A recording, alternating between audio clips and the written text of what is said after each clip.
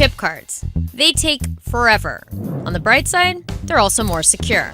They're supposed to stop criminals from stealing our information. But the very thing that makes them take longer may also make them vulnerable. On an old-fashioned credit card, the data that's sent to the register is static. It never changes. On a chip card, the data is randomized, which means it's only good for one transaction. Normally, information that expires after just a minute would be useless.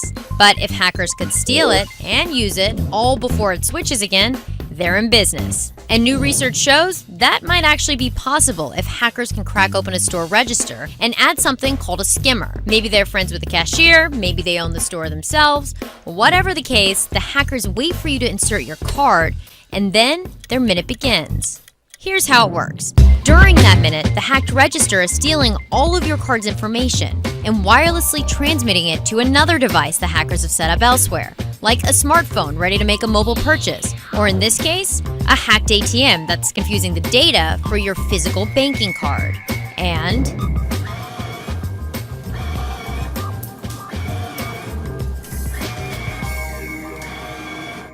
first of all, wow.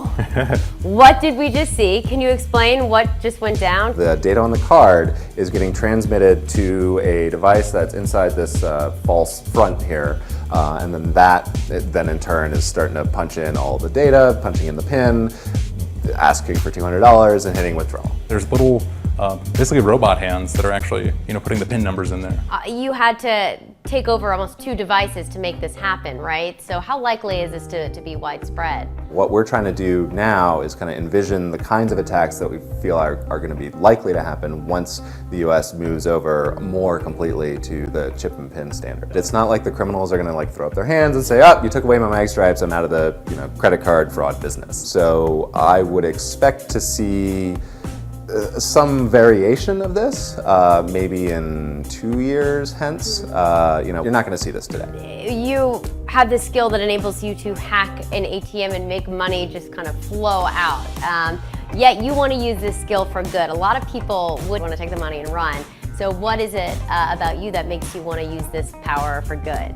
I like being ethical, like being able to go out in society and, not be scared that every knock on the door is going to be the police and just in general. So. I love the internet and I am a big technophile and I want that stuff to keep working. And the only way that's going to keep working is good guys are working at least at pace with the bad guys.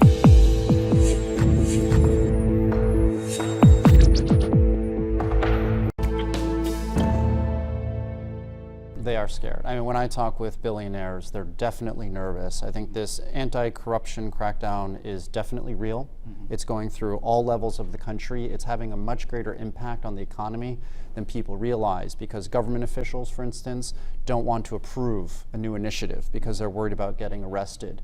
The billionaires right now are going very low profile and they're not investing in new projects. They're spending a lot of time overseas right now on vacations.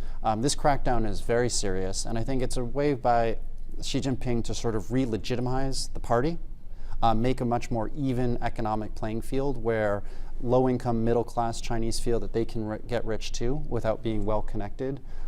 It's definitely changing the culture of business in China today. Actually, on that point, we actually saw billionaires are still investing in the real economy. So we surveyed about 3,000 of them, and majority of them still have faith and confidence in the current government and also their economic policy. And they're still reinvesting in their current business as well as adding investment to the high growth industries like technology, biotech, internet, consumption related.